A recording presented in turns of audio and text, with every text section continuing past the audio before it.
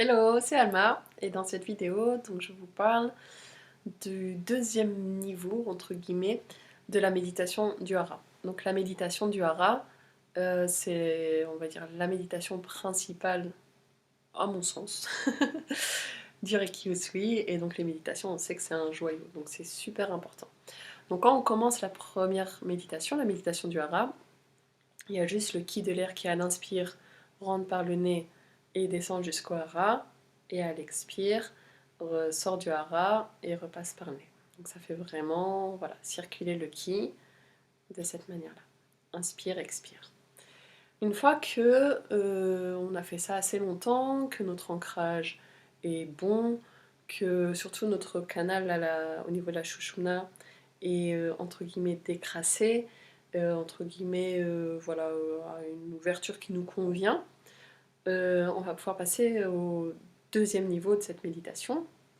Et alors le deuxième niveau, à l'inspire c'est inchangé, donc c'est toujours le ki de l'air qui rentre par les narines et qui descend jusqu'au hara. Et donc là, quand ça va au hara, là, ça nous ancre. Et en revanche, à l'expire, au lieu de refaire sortir le ki de l'air, on va imaginer qu'on va gonfler le hara. C'est comme si en fait on gonflait un ballon de baudruche. Là, on a inspiré le ki de l'air et à l'expire, notre hara va commencer à s'expandre. Alors, parfois, il est un peu déconcertant quand on est très physique, parce qu'effectivement, à l'expire, le ventre a tendance à se rentrer. Voilà. Alors que là, on imagine que le hara gonfle. Donc, on fait abstraction du physique, peu importe ce que fait le ventre. On imagine, voilà, imagine, ou on ressent, ou voilà, que notre hara commence à s'expandre. Alors, au tout début de cette pratique, pareil, il y a des haras, quand on commence le reiki, ils sont pas forcément en super bon état. Il y a souvent des blessures qui sont à ce niveau-là. Parfois c'est un peu atrophié. Parfois au début ils ont plus besoin de guérison que d'expansion. Donc ne brûlez pas les étapes. Si voilà, ça sert à rien de mettre une intention de je veux un rat qui fasse la taille du monde alors qu'il est en totale souffrance et qu'il veut juste un petit peu d'amour et de ki, donc ça tombe bien, de l'énergie d'amour pour se remettre, pour voilà.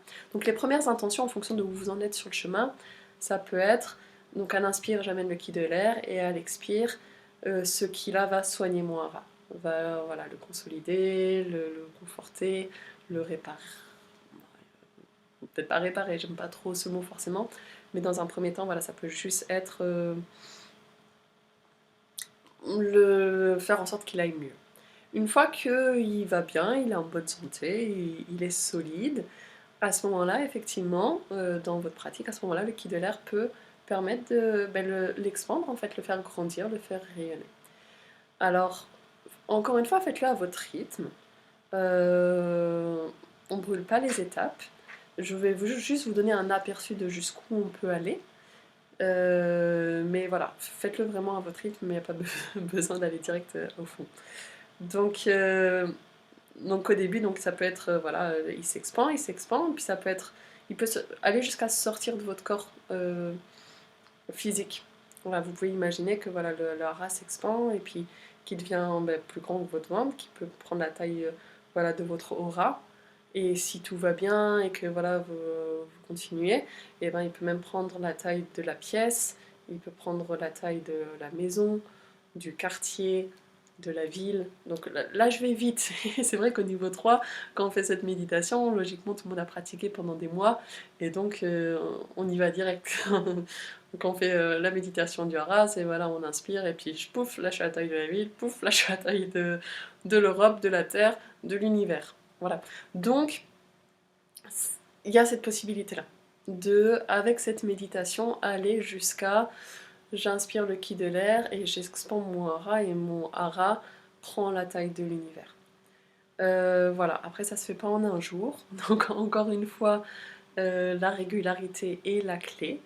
Et effectivement, si aujourd'hui vous êtes allé jusqu'à les limites du corps physique, fabuleux. Demain, en 5-6 respirations, vous allez déjà être aux limites de corps physique, et le reste, vous pourrez petit à petit, millimètre par millimètre, ou voilà, en fonction de où vous en êtes dans votre vie, de comment c'est pour vous, petit à petit, voilà, aller toujours un peu plus loin, si c'est pertinent, si c'est le but, si c'est l'outil que vous voulez travailler en ce moment. Voilà jusqu'où peut aller la méditation dhyara. Je crois que c'est tout pour cette méditation, donc je vous retrouve bientôt dans une autre vidéo.